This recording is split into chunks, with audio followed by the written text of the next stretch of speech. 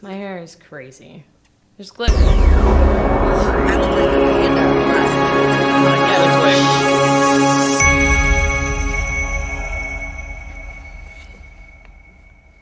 Hello, everyone, and welcome to the second episode of McLanecast, the podcast brought to you guys straight from the students of the Art Venture Production Academy. We're here with Miss Pancotti, Mr. Wulf, and Miss Trzeciak. Welcome back. We had Miss Trzeciak here last week, but you guys are new, so go ahead and give your occupations and how long you've been here. My name is Pancotti, and I'm the campus culture director, and I've been here for 4 months. My name is Brian Wulf. I'm the principal, and I've been here for 4 years and 6 months. Starting off, I have a list of questions here for you guys. Miss Pancotti, you're the leadership teacher here, aren't you? Yes, I am. So we're going to be talking about leadership. What do you guys think? Go ahead. I love it. What do you guys think it means to be a leader? So, being a leader to me is being able to say one thing and actually do what you are telling other people to do. I find that it is less credible when people are saying that that other people should act one way and they don't actually follow that. So leadership is knowing that even though it is hard, you're constantly being watched. There is always somebody watching you, and just making sure that you are doing exactly what you are saying that you embody. Kind. Yeah, perfect. Yeah. Hardworking. Oh, that's good. Yeah. It should be those things too.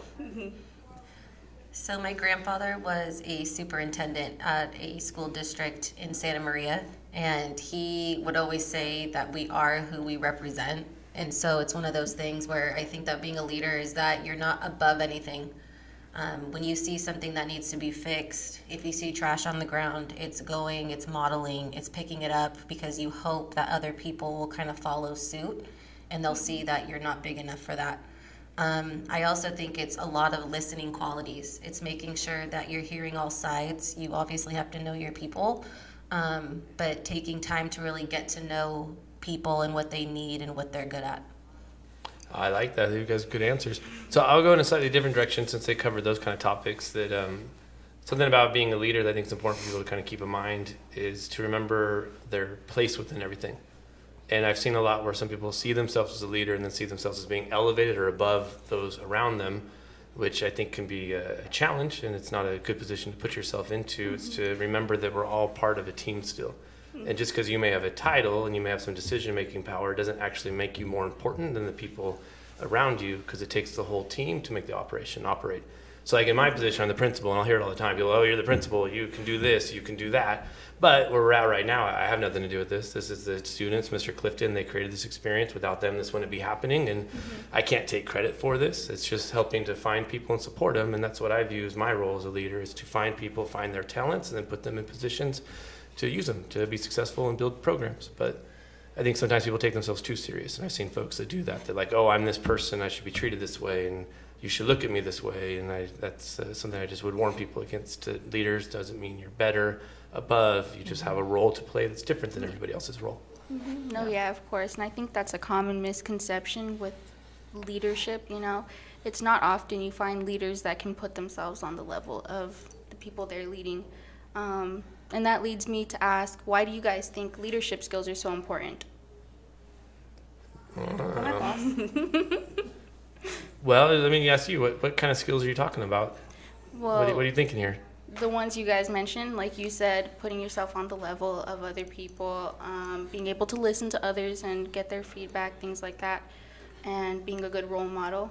Why do you think that's important? Yeah, well, let me try to figure out how to do it. So I would say one of the more important things, especially in the area of leadership, teachers, students, is your ability to have interpersonal communication. How do you relate to people? How do they relate to you? How do you engage with them? How well do you listen? And those are things that sometimes can be a challenge, because sometimes you just want to get things done, and you're like, I want to do this, we want to get this going, and you want to just move fast. And when it comes to the skills, one of the more important skills, I think, is the ability to listen, hear people, understand what their challenge is. I deal a lot sometimes with upset parents, and the parent comes in and they're upset, and it takes so long to get to the root of what they're upset about, but you have to really listen and not try to redirect them and not try to make their problems go away, because you got to help them to express what it is they're trying to say. And so for me, one of the skills is communication. Being able to communicate and being able to allow other people the opportunity to communicate with you.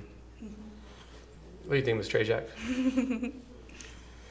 You know, when I think about skills and stuff that I think is important, I think that we're taught that, oh, some people are leaders and some people are followers, and I think that that's just a miss as it is. I think that when you are a solid leader, you are able to pull out what makes people unique. So, I mean, when it comes to listening, and if you are engaged and people respect you, then you're going to get those skills out of them. So I think it just depends on if you are relatable, if the people appreciate you, if they know that you're trying to take the time. It's like with students, you know, we always say, well, no one likes to learn from someone that they're not respected by, right? Mm-hmm. So it's one of those things where you're able to pull out students and, you know, really see kind of where the gaps are and pulling those strengths out of them once you get to know them. So I think that that's something that's really important. Yeah, for sure. I would agree with both of you. I do think that with leadership skills, just doing something like this in high school, you know, learning how to work on a team, but they're all leaders within their own right.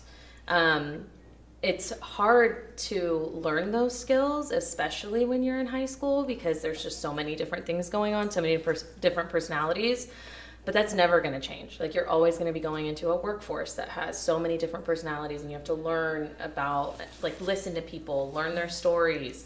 You have to get down on their level. You have to try or up to their level, who knows? But you have to try and make sure that you are exposing yourself to as many people as possible. So that way, when you are going into adulthood, that these things are not new skills for you, that you already have them and they're inherent, and you're just bringing them out and using them every day like you did in high school. No, yeah, for sure. Yeah, so I actually like that one. I want to reinforce something you said too, is you got to always be wanting to learn. And I think that's important too, is you have to continue to want to learn and know more. Not just think I know everything or I've already done this before, and be open to new ideas and open to change. I do things different now than I did when I first got here. And that's important, I think, to be willing to change yourself. Mm-hmm. And you guys are all inherently leaders of students because of your occupations. How do you think students can become leaders? I think stuff like you're doing right now, like this is kind of trend setting, right? Like, it's one of those things where you can't be afraid to fail. Mm-hmm. And I can tell you right now, it's one of those things that you have to get back up again. And so I think that when you have something like this where it's like, well, how can we even make this happen? When you have someone as amazing as Mr. Clifton back there, I think that when you have someone that believes in what they want to accomplish, like people like you, like what made you want to do this? Like, what made you want to be a part of a podcast? I'm sure it's kind of nerve-wracking. Yeah, for sure. It is nerve-wracking, but I always, since the beginning of the school year, I wasn't put into this class by choice. Like, sorry to admit that, but this wasn't my first choice. But after being here for just a couple days, I realized this is something that I wanted to stay a part of. Just Mr. Clifton's class and all. For a few years now, I don't know exactly when, but I've had high goals. I want to become a journalist and one day go to NYU, and I've seen the pathway, and I think this pathway would provide a lot of opportunities for me to accomplish my goals of getting into NYU one day. And doing things like this and Highlander Highlights, broadcasting, seeing myself on camera all the time, it's definitely scary and nerve-wracking. I'm always nervous talking, but you know, it's something that I've learned, like, I have to push through. Like, it's just one day of talking and a lifetime of what I want, you know, to become a journalist one day. So it's just about pushing through for me. That's awesome. That's great. And you're doing great. Like, you're the natural at this one. Thank you. I didn't come naturally, though. I feel like I've gained a lot of confidence in myself since doing, like, Highlander Highlights, things like that. Like, I was a really, really shy person before. I remember almost throwing up before presentations before. And now it's like I can give presentations in history class like nothing, you know? So And I've you're not grown a shy lot. now. Like we're all sitting Yeah. like statues, and you're like looking around and moving, and we're all like, She does all the right I don't angles. wanna move. My palms are all sweaty. Yeah, like, my palms dude. are Thanks. sweating. Thanks for sharing. I'm like, man, No, thank you so you're, much. you're doing great. So Thank you. And I still have a lot of room to grow, I think. And doing this, I think by next year, if we're still doing this, which I hope Clifton has me back, but if I'm still doing this, you know, it takes a lot of practice, I feel like. So you're only a junior. Yeah, I'm only a Oh, junior. that's exciting. I thought you were a senior. No, I'm a junior. So I'm gonna agree, by the way, with my dear friend Miss Trzeciak here, because she did talk about one thing. I think it's important, especially at a young age, and it's something that everyone struggles with. But it is the fear, and it's the fear of failure, and it's when you fail, knocked down and not wanting to get back up or to just pivot. And so many people give up without doing something for a second chance or learning from their mistakes. They just get deflated because you put so much into it. You're excited, and then you feel like you let yourself down, your family, your friends, and then they just quit. And I think if you did a podcast here about failure, everyone would have crazy stories about failures they've had and struggles in life and challenges they had to overcome. But for each of us here, we've all had our own failures, and they're things you had to learn from and overcome. And those, I'd say, are a big reason why I'm where I'm at, was learning from my mistakes and trying to continue to improve and grow, and not being defined by single incidents in life, especially at a young age. It's so hard when you're 16, 17 that you make a mistake and then it just tears you down, and it's hard to come back from it. So even if you want to be a journalist and it doesn't work out, it's the what's next, or how do I keep working towards that goal. But just if you don't achieve one goal, how do you set your next one and keep working towards it and learning from failure and not fear failure? Like I fail all the time. Miss Pancotti fails every day. Sometimes day. 4, 5, 6, 7 times a day. Like today she didn't even bring me a Starbucks. Like that was failure number one. Yeah. Miss Trzeciak had Dutch Brothers. I didn't have a Dutch Brothers. She failed me. Just kidding. Or by principle. I know. Like I'm just here to build people up. Just saying. Come on. But I would say that's a real thing. Like especially when you're young, is to not give up, set goals, and work towards them, and be willing to pivot. You never know where your life's going to take you. I would tell you without a doubt, I never thought I'd be here. I Like- can Like, agree as a- to that. I like- never thought I'd be in this Yeah. position either. 17-year-old me, I would have never told you I'd be here. I was like, I hated school, wanted nothing to do with it. Never would have guessed this is where my life path would take me. But you never know. Ms. Pancotti, do you have any opinions or thoughts on how students can become leaders? Well, I can say personally, so now being a leadership teacher, this was something that I was not planning on doing in my career, but I would now not have it be any different. I was never in leadership when I was in high school. I wasn't super shy, but I definitely stayed in the shadows. I wasn't trying to be the big personality on campus. I just did what I had to do and go home.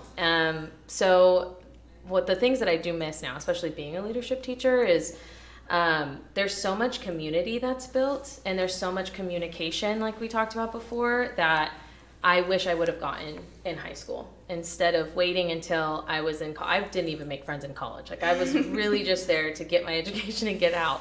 So I had to learn a lot of things, and I had to be comfortable with myself enough in order to get there, in order to start fulfilling my little leadership person inside of me. So communicating is something that everyone has to do every single day with people that they like, don't like, indifferent to, and it's leadership skills are just so important, and they carry throughout life. So Oh yeah, for sure. As a leader, what are some of the obstacles that you guys had to overcome to get to that leadership position? stumped. Mine's pretty long, so you guys could go first. It's pretty long. It's a long response.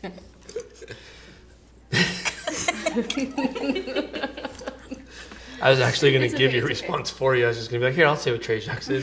Go ahead. Do it. See. Ask me one more time. Go ahead.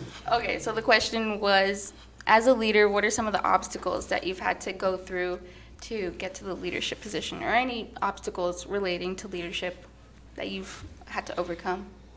So I'll do an easy one, and then it's something that a lot of people have probably struggled with in the position. One of them would be just self-confidence and self-doubt. are you doing the right thing? Are you the right person for it? Should I be taking this? Should I do this? Am I doing the right thing? Sometimes you make decisions, may be hurtful to other people, and you start to second guess yourself, and you have to really trust your training and your background and that you're doing the right thing. But self-doubt can be a real thing where you start to question, or insecurities, where you just feel uncomfortable that the position that you're in. That's one for me that's been a struggle at times, is just security. Like, is this right? Am I the right person for this? Am I here because of these other reasons? Do I actually deserve where I'm at? Those are things you struggle with at times. And your own backgrounds. Like, we've all made mistakes. Like, that's a real thing too, where you're like, man, I'm here coaching a person, but I made this same mistake when I was in their shoes, but now I'm going to act like, well, you really let me down. Miss Trzeciak, you made a big mistake. And in my head, I'm like, I did way worse than her. Like, I did way worse, but now I'm going to pretend like I'm like high and mighty and I'm better than somebody else. And then it's like not being true to yourself, and you feel a little like guilt, but at the same time, you can't go around telling everyone your mistakes. Like, when a parent comes in, their kid's suspended, I can't be, I did the same thing, don't worry. Like, I did way worse than your son. Like, And I didn't get caught. like, he's gonna be fine. Like we stole a car. Like, we were way worse. Oh, hang on, it's another podcast for the day. Don't worry. But like, Scratch that. it's one of those where you have to remember to be true too to yourself and your own background, and then be fair to others and treat them with respect and dignity. But I don't know. I took that in a different direction, ladies. Well, I can say that I did not, like I said before, I did not know I would be in this position in May of 2022. When I started teaching, I was even scared. I was my own obstacle. I was the only person getting in my own way. And I told myself, like, oh, kids are not going to take me seriously. They're not going to respect me because I look the same age as them. I'm shorter than them, most of them. So once I got into teaching, then my own self-confidence, I was like, oh gosh, I can do this. Like, people are listening to me. I'm able to talk about science for an hour, and kids are doing what I'm telling them what to do. This is great. But I kind of found my own little niche of how I taught and what worked for me. And then I felt comfortable. I got really comfortable with teaching in a science classroom. And then I got thrown for a loop. I was brought over and talked to Mr. Wulf, and he kept trying to tell me, well, we need a CCD. And I was like, well, what about science?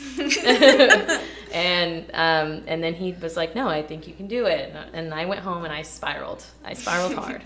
And I kept telling myself, there's no way I can do this. I'm going to be working with other adults. I'm used to working with kids for 6 hours out of the day. How am I going to adjust? And then once I got here, I'm just figuring it out. Fake it till you make it. That's really the leadership. It's true. And she's not lying on that one, because I think we only did the interview out of being nice to each other, because I don't think she wanted to be there, and I was just doing it because someone else had asked. Like, hey, I need you to interview this person. I'm like, yeah, whatever. Like, we'll just interview her real quick. And then we started trying to talk her into it, and it's been a good pairing. I think it was a good decision. Yeah, honestly, I can't imagine what I would be doing right now. I can't imagine where I was doing the same thing I was doing before, and I can't imagine doing anything else. Just so y'all know, Ms. Pancotti 1,000% came in with the intent of blowing us off after 5 minutes. Like, a 1,000%, I'm just here to be nice because this person wanted me to do this. And 1,000% I was like, I don't think she wants to be here, so now we have to convince her to be here. And then we went on the recruitment trail, and it worked out great. So Yeah. I'm glad you did it. But she took a chance, too. That's the risk. Yeah. So you talk about things with leadership, too. It's not being afraid to take risk. People use words like bold and all kinds of stuff, but the truth is you got to not be afraid of putting yourself out there. And when you ask like what natural leadership traits are, sometimes there are the people that aren't afraid to be out in front.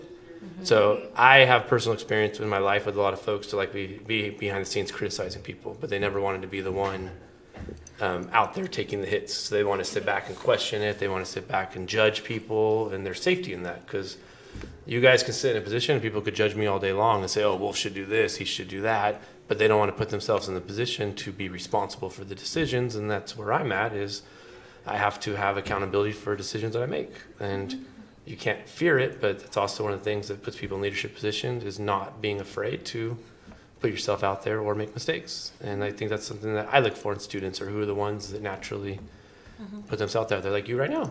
Other kids could have been in here and you're like, no, I'll do it. Like, I'm nervous, but I'll do it. I'll put myself out there, and it puts you a step ahead. of your peers. Yeah, I hope that's what this comes off as, because like I said before, it is really scary. But being the one person here, it's a really, really amazing opportunity that a lot of people are scared to do, which I completely understand because it is scary. But after getting through a little bit of it, it gets less scary. Yeah, like today, Ms. Trzeciak on the stage and gave a, what did you do? What is that called? A grito. Yes, I did that. And she did it to, support the kids and get the ball started. But that is also a form of like leadership. Just helping to get things going. Now, I was like, I ain't going up on the stage. Like, oh, you ain't get me up there. Like, I'm not about Do to you want to do it right now?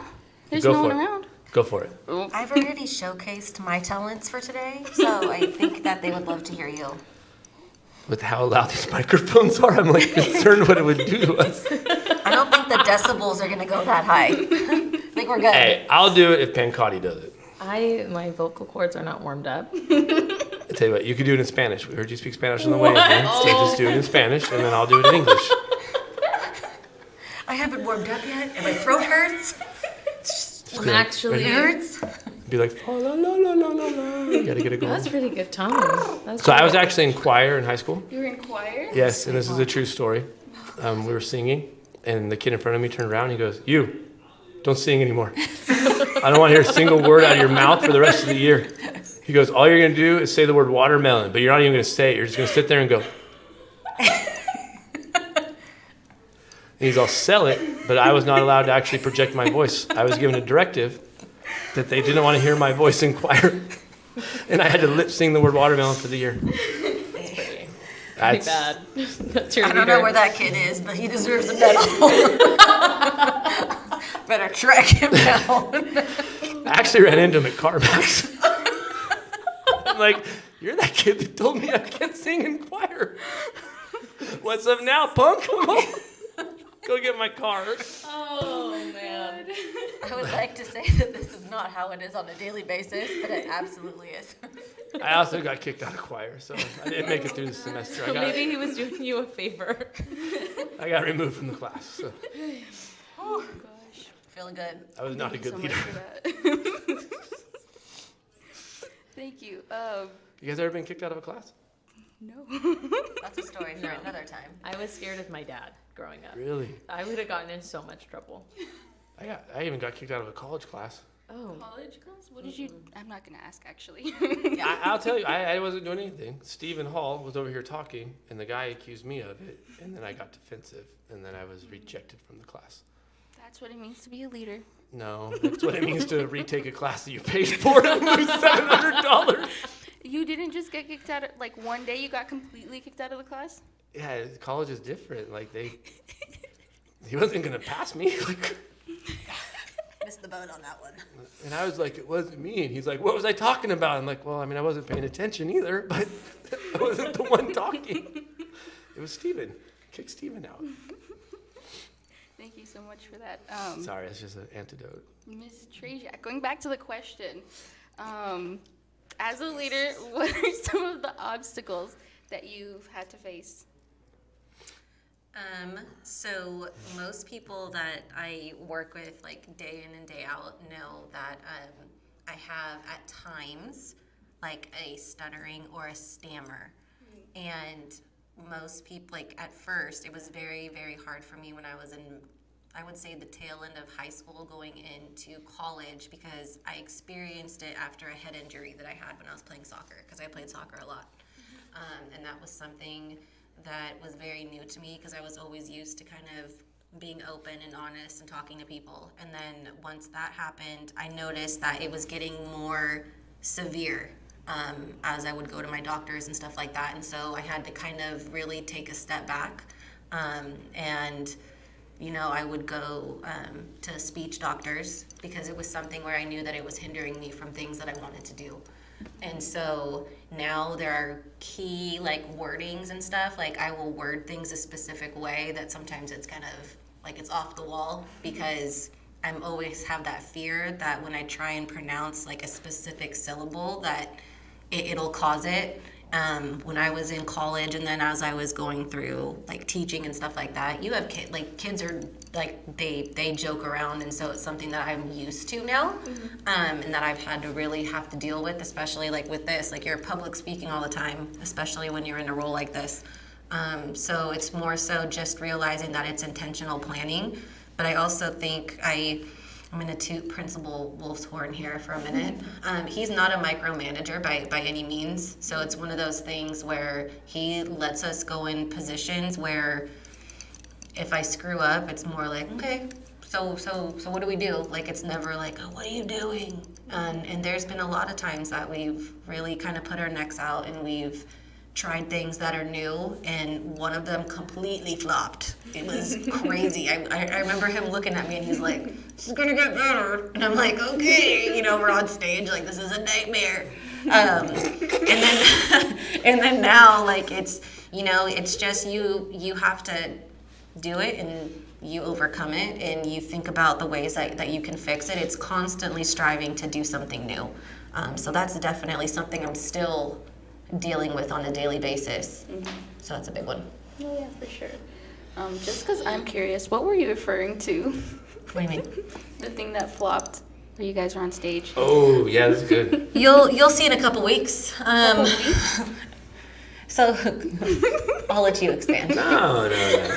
Trzeciak did a great job. We had an awards banquet like 4 years ago. And they planned it, and she did a great job planning it. And then some other people changed the plan the day of.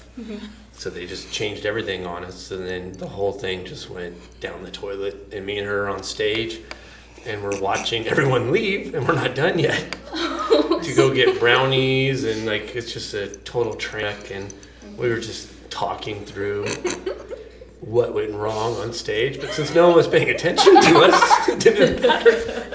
So we're just sitting up there with our teeth like this going, this is weird, huh? It's almost like all those meetings we had were for nothing because... I was like, are they really getting brownies? Like, we're just looking at each other like, my God. So, yeah, it was just crazy. Like, people were walking in and out. It was just, and it's all because two people, they're not here anymore. They just changed everything on us. They just decided they want to do it different than we planned it. So we went through that, but... You got to adapt and overcome. There you go. Sure. I was going to say leadership quality, adaptations. And that was adapting to a situation. Like Marines, whatever they say. What? Adapt. I don't know. There's like a. I feel like that's every branch of the military. But it's you're the military wife. What's John say when he's like got adversity? Off we go into the wild blue yonder. He's in the Air Force, so. Wait, they actually sing this? That's like part of the creed, I think. That's awesome. Awesome. God, I really hope that's right because I don't want him to, I don't think that was like a Disney song. No, it was, but I think it's true. And I mean, no disrespect to the military branches. I'm sorry, just. No, it is. I think it's like it's a song. No, Kung Fu Panda. Like I thought we were going like somewhere. Like we're off in the deep blue yonder. I heard it from somewhere. Mr. Wulf, do you want to give us a concert here? Show off those choir skills? Oh, hey. Finish the Disney songs? Wow. We could do a Disney song podcast. That'd actually be fun. We should do like name that song where we all come in with our own songs written and then we start singing it and we see who can get it first and collect points. I am so good at that. I would dominate that. I'm so good. Oh, we could do it right now then. You guys got one? Everyone think of their favorite Disney song. She's like, we don't have time for that. Moving on. Clifton's the one that probably would tell us we don't have time for that. We'll wait till the end. No, Clifton, he's not paying attention. He's taking a nap. He went He's night-night. right there. He said something, but I don't know what he said. He said, I went Mimi's. I went to babysit a kid and I just couldn't get him to go take a nap. And I was like, hey, we got to go to bed. He's like, what are you talking about? I said, bro, you're going Mimi's. This kid cried for 45 minutes. Did he go to bed though? No, he cried for 45 minutes. His mom came and I'm like, he didn't know any of the words. She's like, yeah, we speak Spanish at home. And I'm like, well, I said Mimi's and he lost it. She's like, oh, you done messed up. I'm like, what's like the go-to word then? Like, golly. Gerardo, he's like 15 now. Well, Wulf might have sang to him first. Oh, yeah, hey. What actually caused the tears? And then it led to the 45 I'm minute gonna tell you, meltdown. I sang to him. It was not Disney songs. Okay, back You're to like Rob Zombie, let the bodies hit the floor. Like I was like, Bud, you are going to bed. It didn't work. He's probably still up. I bet that little kid still hasn't gone to sleep yet. Sorry. I think we need to get back on track, Yes. though. All right. What was that question that you asked Trzeciak? She asked What about. question did I ask? She asked about. I asked about obstacles. Yeah, how you had to That overcome probably- something. Well, I mean, she's got to overcome great hair. Like, that's a challenge. Trzeciak has the best hair in the office. God. That's been a If constant anyone struggle. wants to know what happens in the office every day, The jealousy It's of that, like, I can't even cover the back of my head, and this girl's got more hair than she needs. Like, I can literally just cut a lock off and plug it in. Obstacles, I'll tell you, it's what Trzeciak was talking about, too. It's trust. Being willing to trust other people, not trying to control everything. Sometimes in your position of leadership, you feel ownership of everything, or responsibility. And within that, you may not want to trust other people. And then it's almost like if you're in a situation like your parent. You got to give people an opportunity to grow, and you have to give them a chance to learn, and you have to accept that they may not know things yet, and they're going to have to learn it. And you learn a lot of times through failure, but that's always been a challenge for me, because the reality is in their roles, I've done both their jobs. And I've done them for years, and there's things I could step in and do in their jobs. But if I do that, then they're never going to grow into their roles either. And then I'm micromanaging, is what she talked about, or I'm trying to control everything, or you're not showing trust. And the flip side is nobody wants to be in a situation where they don't feel valued, supported, or trusted. And then you'll lose friends and good people because you don't treat them well. You talk down to them. So if I met with Pancotti and like, you have to do it this way, and I did it this way, and this is what I did in 1974 when I was the CCD, and do it just like I did, then she would be like, hey man, if you want to do it, then just do it. Like, why am I here? So trust, I'd say that's a big one, is just trusting other people, giving them opportunities, and then trying not to be judgmental. If you guys were to ask Miss Rod, she would tell you I'm super judgmental, because I used to give her a hard time about things all the time, and she'd be like, well, shut up, quit talking to me. But We'll ask her about that eventually. oh, for you, sure. she was supposed We'll to be here write with that us down. today, but you're good luck getting her on camera. Good luck. You're gonna have to like sneak up behind her so she doesn't know she's being recorded, and like hold these over her head like this, so she doesn't know. put a microphone. Yeah, we'll put a microphone in a bottle, and I'll just sit there and just be like, oh, it's just my bottle. What do you got, Pancotti? Obstacles? Yes. Yeah, not like hurdles you jump, like, you know, leadership obstacles. Well, to go back to the micromanaging thing, it's so easy to want to control everything. And I think working with students, you just gotta let go.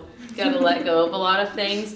But it is hard for a lot of people. But it makes a lot of employees or students shut down. If you're gonna try and hinder my growth or what I'm supposed to be doing, then I'm not gonna listen to you. Like, that happens to a lot of kids. It happens in classrooms, and happens in jobs, and it is really stifling, because it doesn't allow you to just sit in your creativity, because when you're in leadership positions, you are able to be creative. You're creating new teams, you're creating new, I don't know, fill in the blank, but you are not able to Posters. do that. Oh gosh. Yeah, posters, that's what leadership is. and glitter bombs. Yeah. I think there's glitter on Yeah, the I tablecloth noticed already. the glitter in your hair, Yep. but I wasn't gonna point it out. So being a leader is not caring how you look.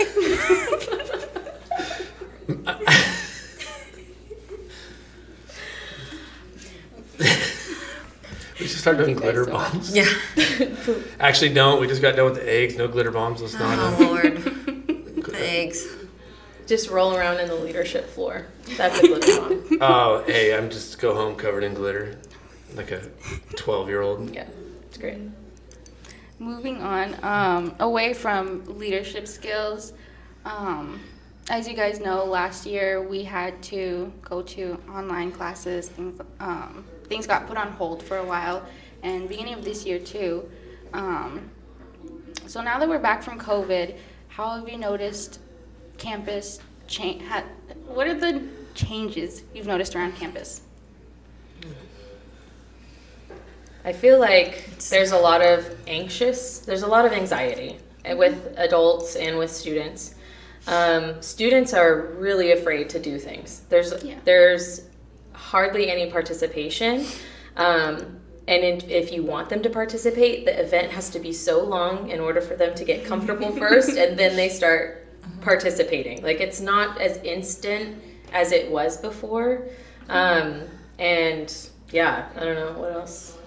No, you're right. You even saw like a prom the last 2 years, like the hesitation for the kids to even get out and dance, and they stay more closed off in more personal space. Yeah. Let me try to think. So when we had the closure in 2019, and everyone that worked here knew this, and it's been a challenge for us. Like, McLean had a real family atmosphere going with the staff and the students. We had high participation. We had a campus where everyone really seemed to enjoy being here. It was fun. We didn't have safety concerns. It was just a great experience. And when we came back, I think we thought, man, it's going to be back and it's going to be great. And it wasn't. People were more closed off. They don't communicate as much. They wanted to keep more to themselves. Even look at the amount of kids that masks aren't required that still wear a mask to just keep their own anonymity and privacy. That's a change. And more people are introverts now. And I think we've seen the ramifications of people being closed off from the world for 2 years, that they're not as relational, and that there is more anxiety and there's less of a desire to come together in a group. And it's been a challenge. The energy's different. The campus vibe has been different. Seniors will tell you that. Like, it doesn't feel the same. They were thinking they were going to come back and have the senior experience of the class of 2018, 2019, and it hasn't been the same. We've struggled to get things going, get people involved, get kids into class. So it's been some challenges with that, but that can go on for quite a while potentially. And it's not just the students. That's in all industry sectors that there's been trouble with getting folks back into the swing of things. Teachers have struggled with it. I had my own struggles with it. Trzeciak didn't. She's just a ray of sunshine every morning, and she comes in. I don't know if you guys know this. Every morning she serenades us in the office with a song. Like we every day we get a new song sang to us or sung to us. Sung. When do you sing something? It's not recommended by most people. It just happens. Yeah, go ahead, give them one of your songs. I'd love to hear that, Miss Trzeciak. Do the Yin Yang Twins. One to two times. Most of the time it's Let It Go by Frozen. This is It's also true. songs from the Encanto soundtrack. Especially the ones in Spanish. I've been getting into those. What one is Bruno? Is that from that show? We don't talk about Bruno, no. What movie is that? It's from Encanto. Yes.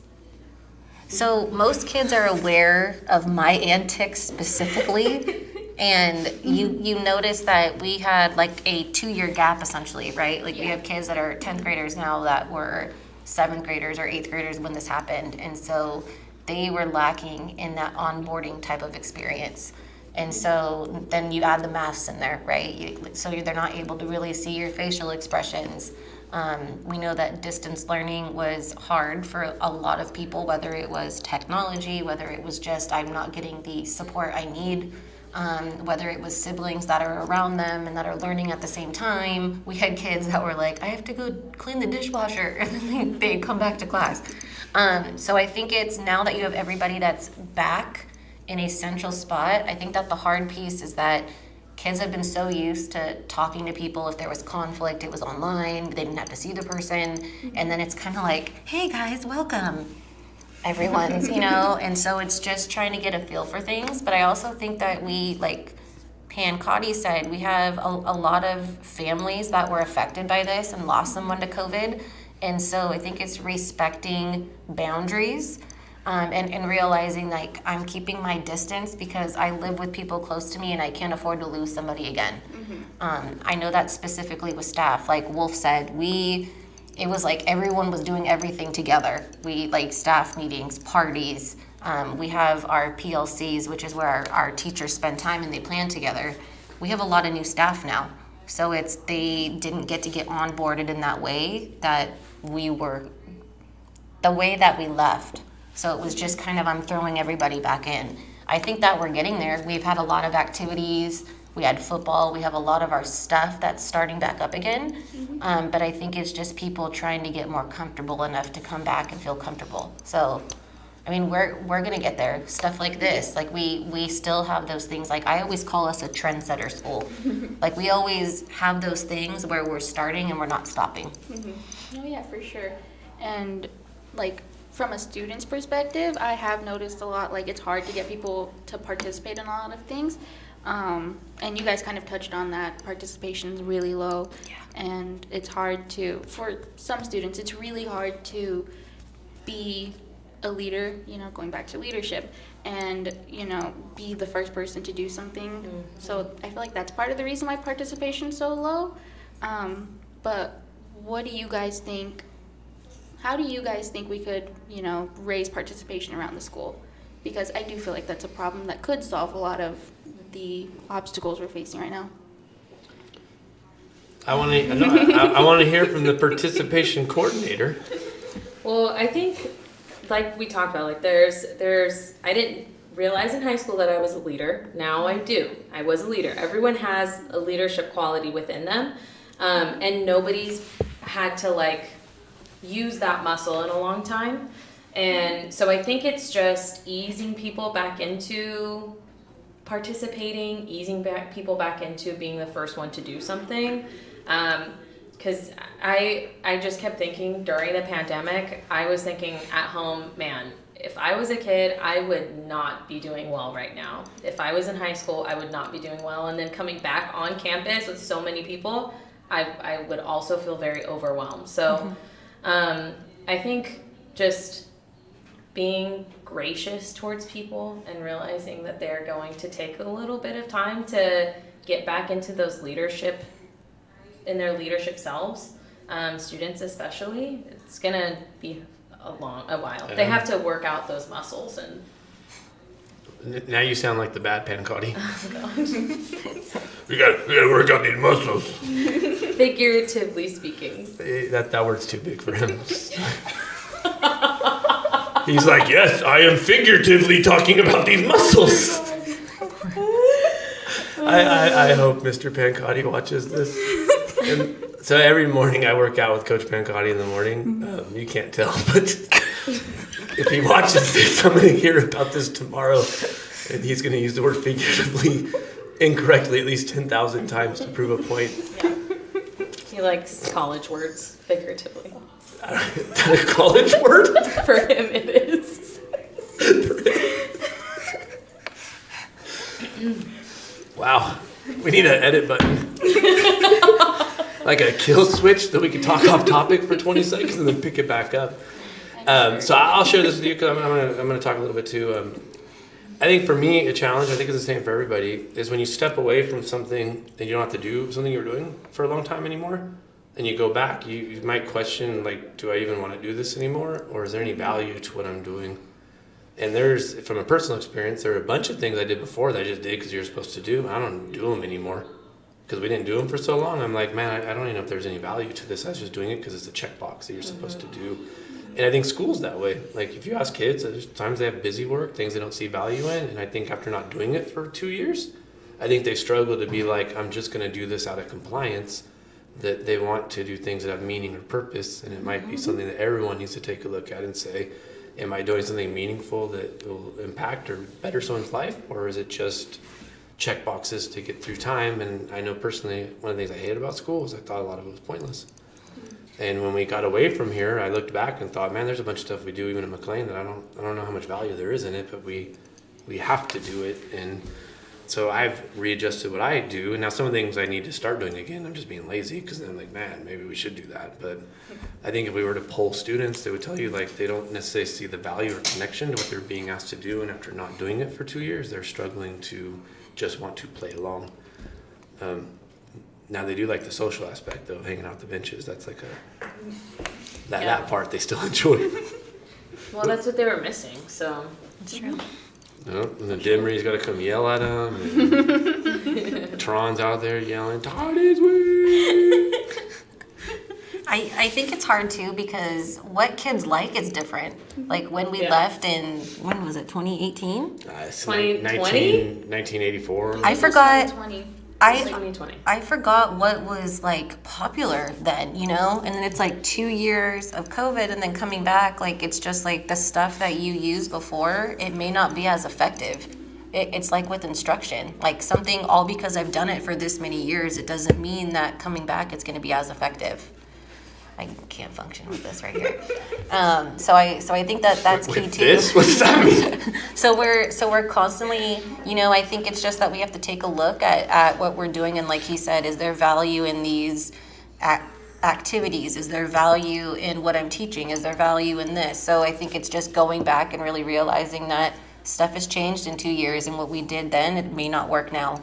So how can we get students more engaged and bring in the pieces that they actually, that they're used to and that they like? I think that's big. For sure. It's a good answer. That was a very good answer. You guys are all doing amazing, by I the know, way. aren't they? They're doing really good, huh? Yes, We of should- course. It's like I've done this before. Well, you did really good the first time, too. Did she? Yes. Yeah. I saw 7 people watched it. They haven't even uploaded it I yet. know. Clifton's watched it all 7 times. Him and Miss Gonzalez, they're sitting there in the house just like, what do you want to watch tonight? Trzeciak's podcast. Maybe what are The you? dogs are going to come up there. They got this cool Star Wars carpet thing going. It's actually pretty cool. Yeah, they got a real nice house. Did you know his wife? She works at this McLean too. She's great. Yeah, Phenomenal. I've met her. Oh, she's great. Yeah, for sure. She's amazing. Like, her and Clifton have been a really, really big support to me. So, They I are appreciate them. top-notch humans. I love them. No, they're great. They got cute dogs. It's good stuff. okay, so, next question. All leaders have strengths and weaknesses, which you guys kind of touched on. But what would you say are your personal strengths and weaknesses with your leadership role? I'm really shy. It's something Are you? It's something I struggle with on a daily basis. No. Honestly, I would say that a strength would be that I don't take myself seriously unless it's a situation where I need to be present. I would say a weakness is sometimes I was that kid in high school and in college where you had a group project and you literally were like, I'm doing this all myself because I don't think that you're gonna do it. And so I would just be like, I'm gonna write this anyways, I'll put your name on it, and it was one of those things. So I think that it's really just delegating a little bit more effectively, I would say. But that's where the trust factor comes in. So when you've worked with people, like I've worked with these people for almost 4 years. So you know them and and you build off of each other's strengths. For sure. Yeah, no. I like you, Trzeciak. But she's Record that. She's not shy Play that at back. all. There's nothing shy about a woman that wears a pizza costume to work, Oh, gosh. dressed up like I Shrek. haven't seen any of these pictures, like, at all. I had Pictures she did on Tuesday. Yeah, Okay, give first it off, back. it was not Shrek. It was Nemo. She came in one day in an Elsa costume. It was just a random Wednesday. We had an event here and the superintendent was here and she's out dressed like a fairy. And they're like, hey, who's that person over there? Like, do they need some help? And I'm like, that's our vice principal. They're like, she's over there with the wand blessing all the children. Okay, first off, it was the first day of school and I was in spirit. And Participating. I had on a tutu and it was school appropriate. So it's just I thought it was great. I'm not criticizing you at all. I love the energy that you bring. I think it's awesome. For sure. It's definitely a strength that a lot of people lack, and I praise you 100% for it because I can't imagine being that outgoing. I have a Christmas tree costume if you'd like to wear it as well. We actually turned her name into a verb. When you act like a certain way, we say you're Trzeciak, like you're pulling a Trzeciak. Like when you hit your name being a verb or adjective, I'm not good at school, so it's one of those. It's definitely it's a descriptive and action. Actually, so It's an adjective, It could be an adverb. Wow. Man, Miss Clark's gonna have a field day with this. If you guys have Miss Clark watch this, I'm gonna get the longest email about grammar from her. Oh my goodness. But we call it you're pulling a Trzeciak right now. Like if you do a certain thing, so that's I think that's cool when you hit that status. You're not pulling a hamstring, you're pulling a tree. It's like shacking a fool or I don't know. My name doesn't have that kind of thing yet. So life goals. So let's go strengths and weaknesses. So I'll give you strength that started out as kind of a weakness. So I went through a phase where I wanted to be the smartest person in the room, and you want everyone to know you're the smartest person in the room, and you want to talk over everybody and take control of everything. And when you do that, you kind of come across a little arrogant, maybe a little cocky, pompous, and a little hard for people to want to work with. So over time, I learned to just sit back, observe more, stay more quiet, watch, listen to other people, and start formulating ideas based off what you're hearing. Really, I'm stealing from other people, but then you take like the collective whole, and then you massage it, and then you're like, hey, I got an idea. And you just restate everyone's ideas, and they're like, wow, where'd you come up with that? I'm like, from listening to you jabronis for the last 30 minutes, but I just sit back and just listen and process, and but you have to get past like ego, because the ego piece is like, I want everyone to know who I am, and I want to dominate this, and I'm going to be the smartest one in the room. And that was like a talk less, listen more. Shout out to Hamilton. And then strength. I don't know. I don't think I have any strengths, Trzeciak. He wants me to compliment him right now, and it's not going to happen on a recorded line. Man, how could be strength? God. There's just so many to count. Okay. He's humble. He's so humble. Oh, hey, my weakness is I care too much. Don't ever say that in a job interview. What's your weakness? I care too much. I'm too passionate. I work way too hard. I take my work home with me.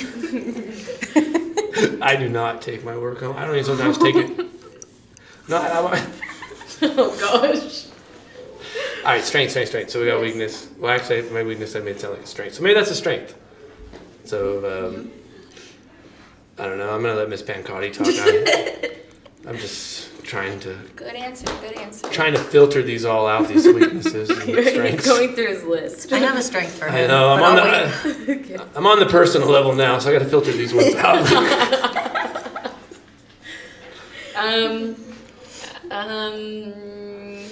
So I would say one of my weaknesses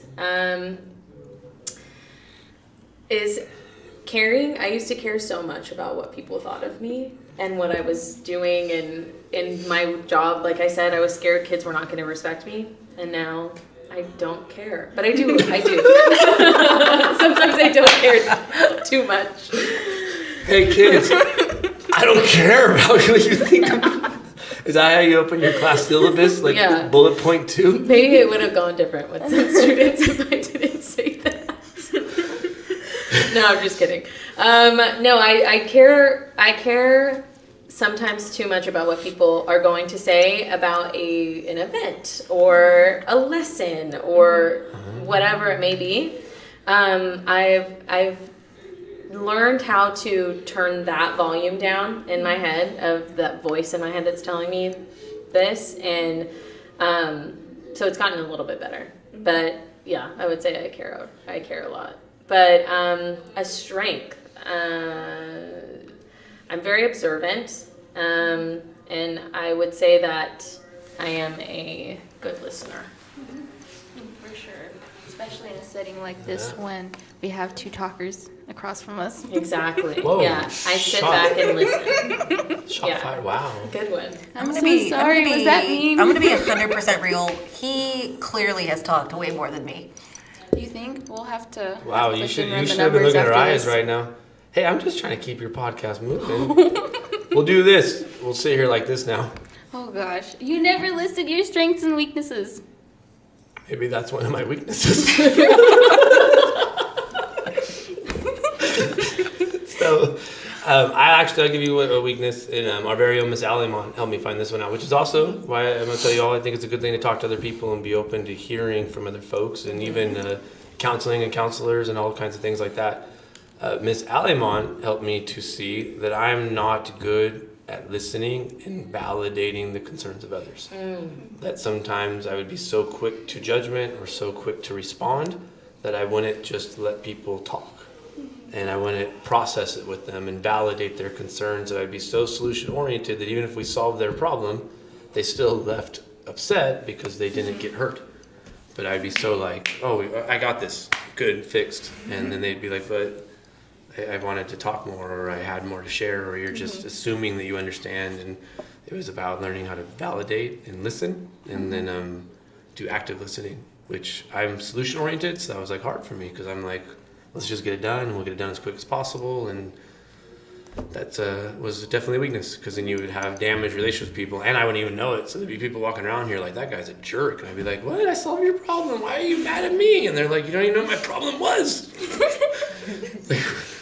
So that was one for me, is learning how to listen, validate people, and accepting that sometimes you maybe even made a mistake, or you may be wrong, and even if you didn't intend to do something that was harmful, you may have inadvertently or even intentionally hurt somebody else, that you got to own it and not run from it, and just be like, hey, I messed up, sorry, I may have not meant it, but that's how you took it, and I can see why you took it that way, and that was not my intent, and I would not want to do that again. But that was a challenge, because I would view something like that as a weakness, like, oh, you're giving away your position of power and you're making it sound like you made a mistake. And I had to learn, like, it's okay to be wrong, and you don't have to be right. You can just, like, I've had to apologize to Ms. Trzeciak half the time, just half. Not even a full apology. She got the APO, and I stopped. I said, you get it, Apo. I said, Ms. Trzeciak, I'm Apo. I'm sorry. What? I'm sorry. Sorry, Mr. What? I want to change my answer, actually. Oh, okay. You were talking about something, and I realized what it was. Wait, can we change answers? I want to go back to number 2. No, you gotta. We're talking on this topic. I'm not going to talk anymore, because I was told I've talked too much. Oh, sorry about that. It's up to us now. Here, you can have 2 mics, so you talk double. I'm listening and observing right now, okay? I would say that my weakness is actually being stubborn. And I have learned to go with the flow more in the last 4 months than I've learned in my whole teaching career. Because Like from there's a your lot of students? things that I cannot control. Maybe I have control issues. Maybe that's my... Let me just keep going. What else can I say?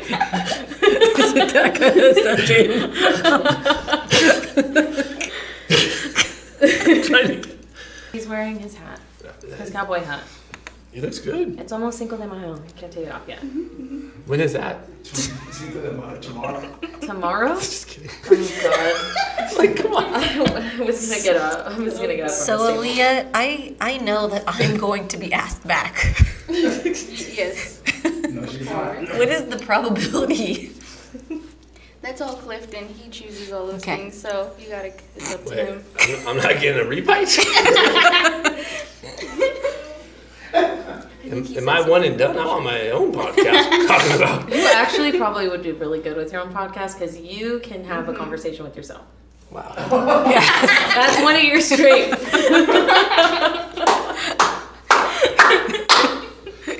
Kind of sounded like a backhanded compliment. That's one of your strengths. I'm helping you. Answer the question. Aaliyah, what are some of your strengths? Because we didn't really get to touch on that with you, My and I know strengths. that our time is coming up. So, what is one of your strengths or strengths of yours? Well, I think one of my strengths is for sure not being afraid to, like, stand out sometimes. Even though, okay, I take that back. I am very afraid to stand out sometimes, but I still, I'm willing to take risks and things like that. And I've learned a lot from this class, and I've been given a lot of really, really good opportunities from Clifton, and that was all because, I've had the drive to want to do more, But taking away from, like, academics, I feel like one of my other strengths is not to, like, I feel like when people talk about maturity levels at, like, high school age, you, obviously being a child, you can only have so much maturity, but I do definitely think when I have confrontations with people, maturity is a really big strength to have, to not, like, escalate a situation, or when you're, sorry, I got distracted for a second, but maturity is definitely one of my strengths that I was fortunate enough to learn over the years. Hey, so we have a very special guest coming in right now. Hi guys. This is our Hi. Deputy Superintendent, Miss Misty Hurt. How are you guys. Hang on one second. Well, they're a little sweaty and moist, so sorry. Show her some love on the podcast when this comes You gotta out. come in close to the microphone. So this is Miss Her. She was actually my first boss. really? She was really mean to me, actually. She made me cry multiple times. I did not. He's like, Multiple times. She would say things like, "I cannot believe we hired you for this job." She's gonna take over now. Let's talk about that. Special guest. sorry Unannounced. sorry to interrupt, but how are you guys doing? Welcome. We're good. What are you talking about? We've been talking about leadership. Oh, so do you want to awesome. talk about your leadership skills? You know, like you're a superintendent, right? So what does that Deputy entail? superintendent. Deputy superintendent. So- what does that entail? So, we have like the superintendent, and then I'm right like with below the superintendent, and then we have like all of our chiefs. So, leadership-wise, closer? Yeah. There you go. Sorry about that. I'm not good at this. No, don't worry, don't worry. You're doing great. So I help with everything that I work with our superintendent to make sure that, all of our curriculum, all of our operations, and everything runs in our district. So that's kind of, and I don't know if you have any other No questions. worry. Yeah. So what kind of leadership skills do you think you would need to successfully have your career?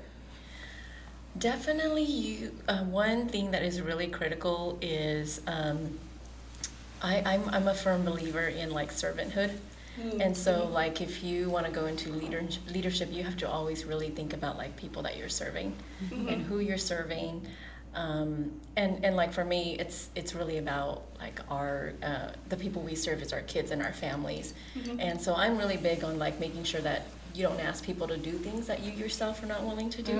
So that's a good one. Yeah. Yeah. Okay, So talk about servanthood is really, important. But you want me to turn it back to your. I'm gonna ask you no, a you're- question, 'cause this will be good for you because you're here right now. It's a podcast for students, so I'm gonna borrow your microphone real quick. So, Miss Her, one of the things. Mr. Wolf, you can move. You away need to, from the you mic can a back little bit. it semi away from your, you can go a little close, but not where it's, Sorry. Let me just- that was up close and personal. So one of the things our students are doing, Miss Her, is they're doing podcasts. So we have these informal conversations where they ask us questions. But since we have a special guest, maybe you can elaborate on your experience and challenges you've had to overcome. I want to say, are you first generation in your family? First generation. So first generation. You're also the highest ranking Hmong official in education in the country. To maybe share some personal, just about your own journey, about how you ended up where you're at, and maybe some, not words of just inspiration, but motivation for the kids that you can make a future. So if you don't mind. Of course.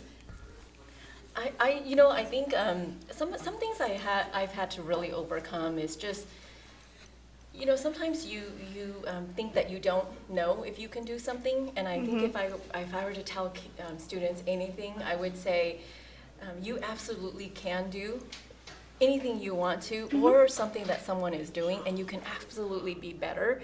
You just got to look at yourself, and you just got to believe that you can, or seek out mentors who see things in you.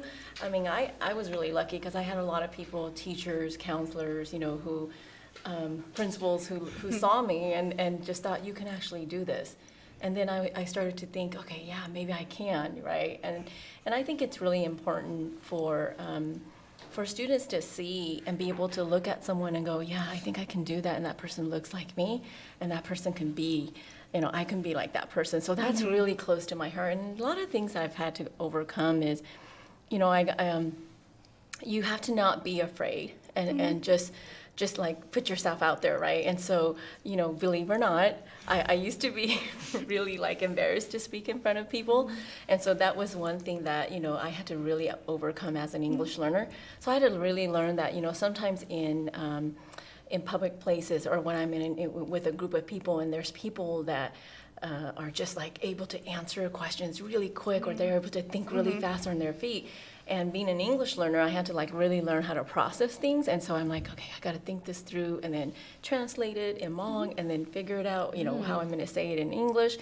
And that actually, for me, in the beginning, I started to feel like it was a detriment, and it actually became a huge asset So sometimes what you think are like things that you're not really good at, or things that you think, okay, I wonder what people are going to think about this, they actually can become big assets for you. And so like in what I just described to you, I learned that being able to pause, translate things in my head in my own language, and then being able to say in English allows me time to like reflect, to stop, to think, and then when I actually say something, I'm intentional and I'm purposeful, about it.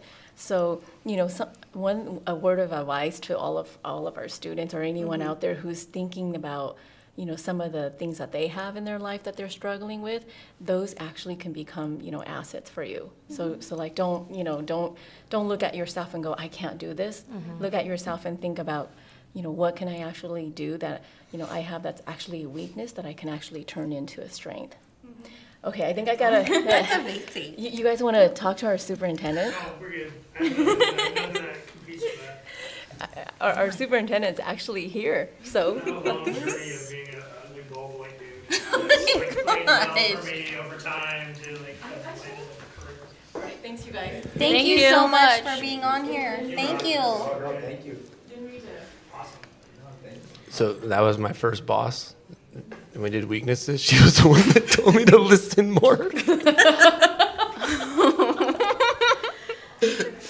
That's awesome. This is Yes, it's a lot nerve-wracking. of no. You've done a phenomenal job, and this is the second time that you've done this, and it's great. Thank I you would say so you much. are representing our school really well.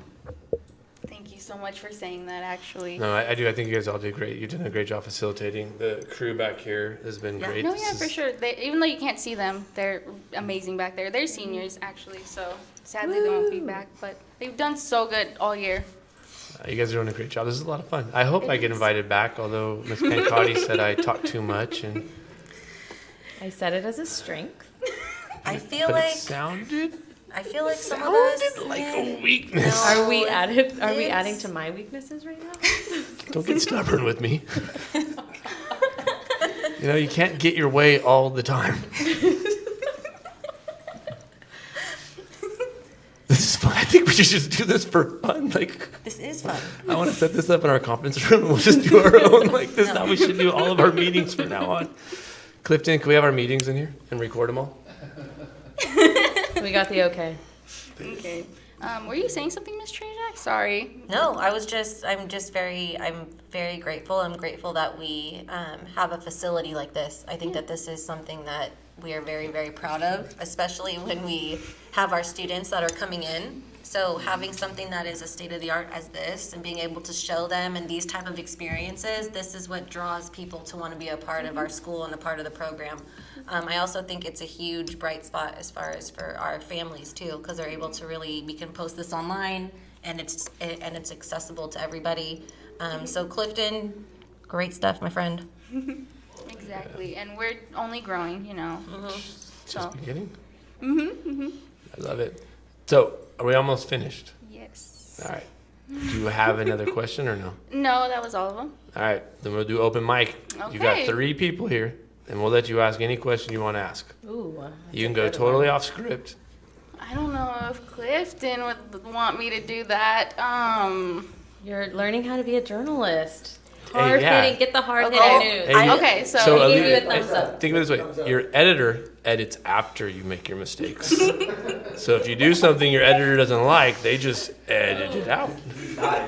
What about one question Okay. each to close it out? Anything one that you want to question ask. each. Okay. It could be off like, hey, Principal Wulf, what's your favorite food? Well, that's kind of boring, but I'm just giving my favorite anything. food is Okay. pupusas. Well, good thing we have plenty of them for you. Yes. This is kind of a question for all of you guys, something that I don't have written down, but I guess more on a personal level, I wanted to ask. Mental health is a really big problem with students.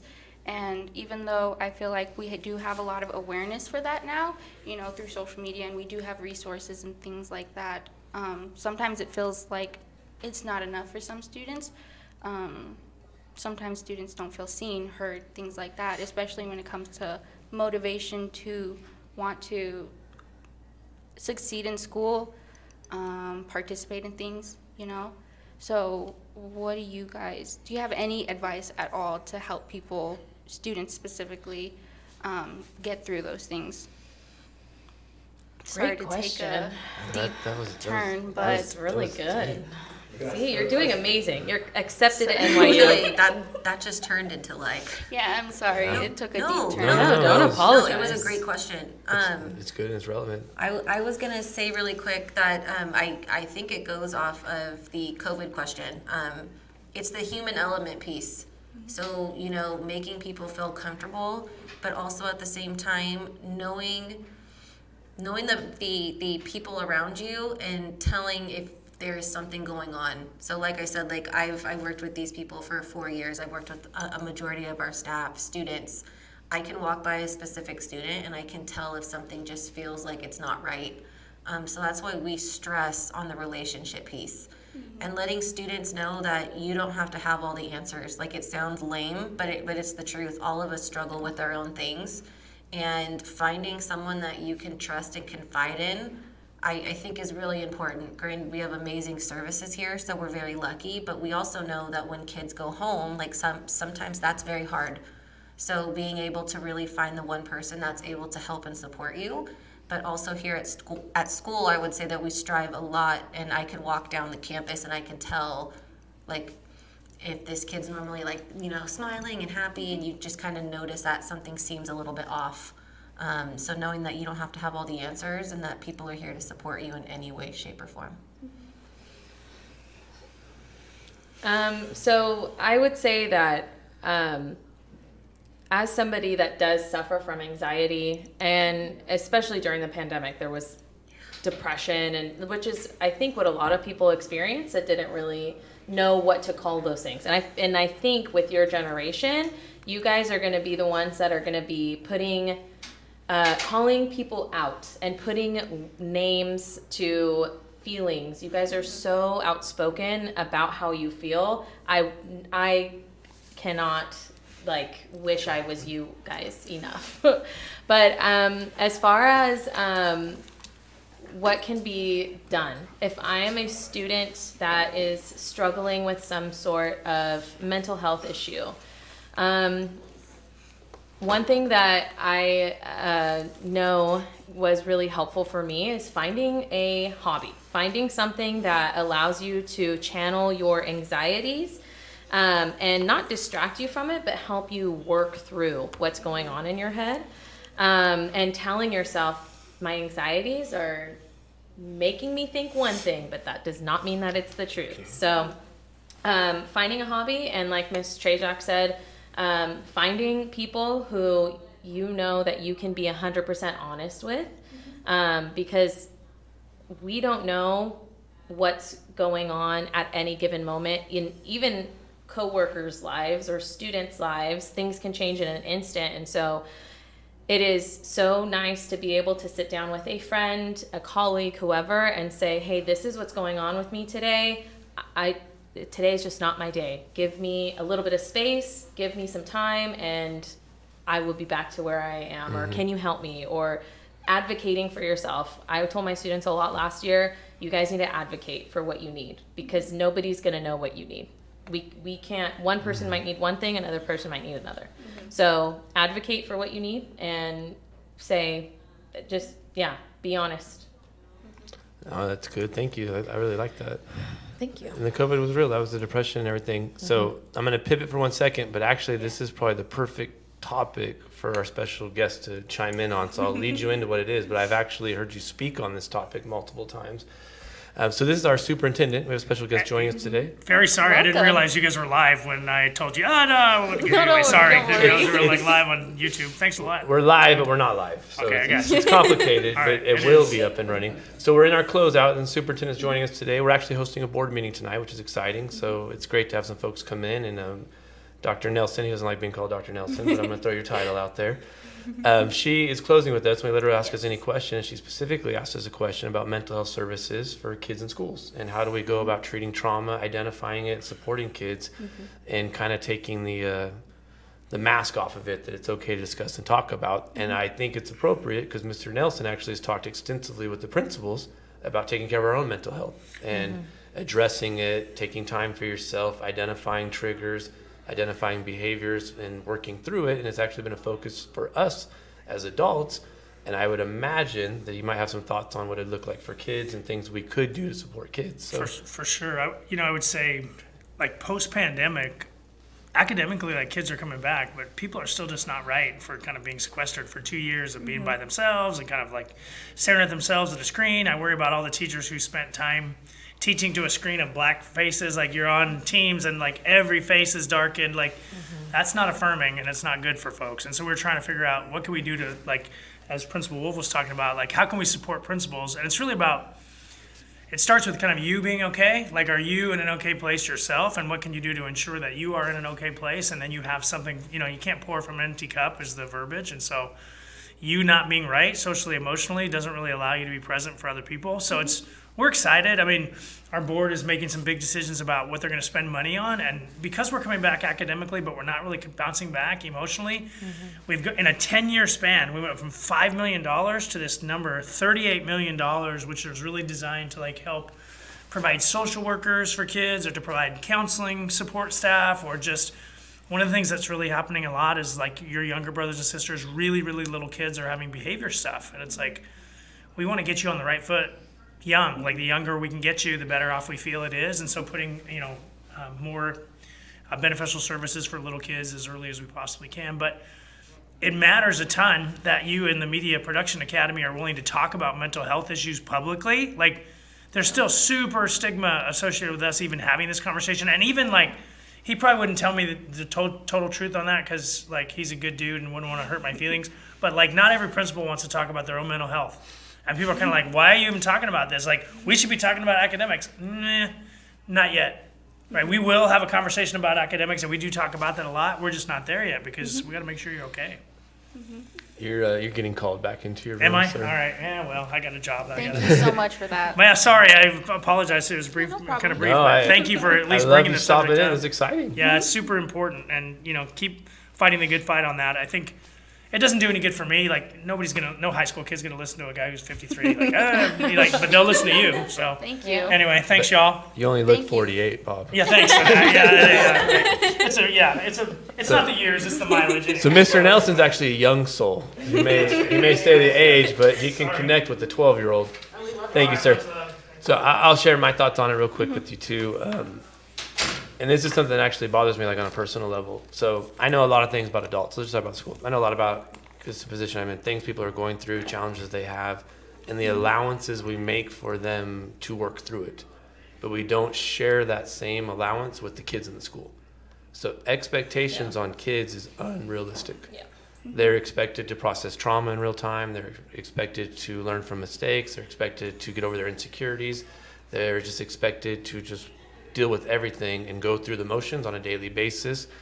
And I think it's not fair that we have adults that are in therapy, we have adults that take medication, we have adults that are being treated for disorders, but then we don't do any of that same work with kids. We just expect, you just need to take care of this. You just need to go to class. You just need to, whatever happened to you last night, just block it out and just power through. And I think we actually then create some of our later issues in life because at a time when we could be processing and learning the coping skills, we do such a focus on just pushing it away. And I think that is a problem in our country, not just like a McLean issue, but the expectation for kids is just not realistic, that they're supposed to have all the answers, be able to process everything, make the correct decision. They're blasted when they make the wrong decision. It's not like they're given growth points. They're just put on blast for it, and they're lectured and criticized, and we don't do that with adults. Adult loses a family member, they get bereavement. You can leave for 3 to 5 days. Students are back at school the next day a lot of times. Yeah. Something negative happens, they're just expected to just go through the motions, and nobody even necessarily takes time to learn what's happening in their life, and that's hard because you're just then marginalized, and it makes you probably feel like you don't matter because you're dying inside and everyone's just going through motions, and you're then looking like, what's wrong with me, because they're all perfectly fine. But then the other thing is, people don't talk a lot about mental health. Most people aren't fine, and if most people are being honest, that most people are struggling and they have similar struggles, but there's a stigma attached to sharing your struggles that then you're weak, or you can't handle things, and then that just starts the feelings of insecurity and anxiety. And I think it would do a lot of good if people were more open with their struggles and their challenges and shared what they're dealing with. And I would imagine that these two ladies were effective teachers, and I bet if we asked them, you probably shared a lot of your personal stories with your class, yes or no? Yeah. Yes. And it was probably what helped you to connect with your class. Yes. And you probably didn't have trouble with the kids in your class. You didn't have discipline issues. You didn't have people acting up because you connected on a personal level. And you treated them like humans. And a lot of times in schools, we don't treat kids like humans. We treat them like almost like cattle. Like, you're just supposed to go here and do this, and you're supposed to go there and do that. And if you're not doing it, you're insubordinate. And I don't think it's a healthy approach to life, because that's not how we approach things outside of school. For sure. Like, someone could walk in my office and be like, I'm having a real bad day. And I'll be like, hey, we'll cover your class. We got you. Like, we'll help them out. Like, we'll do things to support them, because we know if you're struggling, you got to get your head on straight, and you need time sometimes. It's a lot of time. I can say, to give a shout out to our team on campus, Miss Aleman. She's been mentioned multiple times. She is somebody that is a great listener. So if you feel like you cannot go and talk to your friends because you don't trust them or whatever the issue is, talking to an adult, though it is scary, especially as a student, sometimes will lead you to greater things to think about, and they might be able to connect with you on a deeper level than you might think. So using whatever resources that you have on campus is really important. Utilize those resources. I don't even know if I had a school psychologist at my high school. So That was something that we didn't talk about. So yeah, it's different. No, yeah, we've been lucky. when I was in school, and it wasn't discussed really at all. We have a great team, by the way. Mr. Rodriguez, like she called out Miss Alemon. I'll just all of them. Jessica, Miss Russell, Miss Winchester, Nelson. academic counselors. You guys got really a lot of people that will listen and care. And then the other one, I'll add in, like, so I'm a person that used to try to play like junior therapist. I like doing it with kids too, and people, like, you try to give them advice, and you're like, oh, I'll help you with your problems. And then I started talking to professionals, and I'll tell you what, like, there's a reason that people are trained, and they're better at it. Like, don't just rely on your friends and your aunt or your neighbor. Like, there is value to talking to people that went to school, that have been trained, because they are really talented. And that was like a humbling moment for me, where I'm like, man, I've given a lot of bad advice over the years. It's advice that was probably not the best. Man, there's some kids out there that are like, God dang, that Wulf guy, he really messed me up with his terrible advice. It was the scene out of the one movie when he's like, I need to call that guy. He's like, I need to call him back. Yeah, I'm like, they're really good at helping you to process, and it's, I think, a powerful thing to do. But the mental health is real. I honestly don't think we're fair to kids. I think we expect too much out of them, and it's unrealistic, and then they're criticized, and that's when you see the spirals happen. Yeah. Well, adults have access to things that kids might not have access to. So. And I think talking about it here, and even saying sometimes we put too much pressure on kids, like that alone, I feel like can help a lot of students, and make them feel a little bit less stressed and feel that anxiety of needing to reach a constant level of perfection that sometimes we can just never reach. Yeah. That's true. So I appreciate that so much, you guys talking about it. I think, you know what, you guys on a podcast on mental health with Ms. Alemon and Mr. Rodriguez would probably be really good. Yeah. And It they would would be probably great have to a have lot of beneficial. things to share, and they might be really good for kids to hear about it. Like, we all use them, so I'm just telling you, like, well, I do. I don't know about you guys. But I got like a standing appointment with Ms. Alemon. Like, He has a time block. I It's go more in of a there, time block. and I'm like, hey, Janae, love, hit the bricks, Janae, get out of here. All right? Here's $5. Go to the donut shop, get a Pepsi. Come back in 20 minutes. It's my turn. Get out of here, Janae. Like, I don't actually give her $5. I give her IOUs. Well, thank you guys so much for talking. Do you guys have any last minute thoughts you'd like to put out there? I think this is really awesome. I know. And I think you are amazing. And I think the people back there doing all of the video and sound are amazing. I could never do this. Thank you so much. I mean, it really does mean a lot. Yeah, this is outstanding. I hope to be invited back, and I didn't ruin my next invitation. Invite me back without Wulf, please. Don't put me in the same grouping. Really? Don't worry. I wanna get back our on here, okay? podcast would love to have you guys back eventually. We just have to recover. Trzeciak from and I are going to start our own podcast. Nobody's gonna watch it without me. Well, thank you guys so Just much. kidding. You guys are better than me. Thank you Agreed. guys so much for talking with me. Yeah. Hope Thank to see you. you guys next week. Thank Oh. you for having us. Hope to see you next week. You know, we're just gonna show up every week. Like I was talking to the audience. I'm sorry. I know that's what we're doing. It's like- The invitation was not for you. I was like, they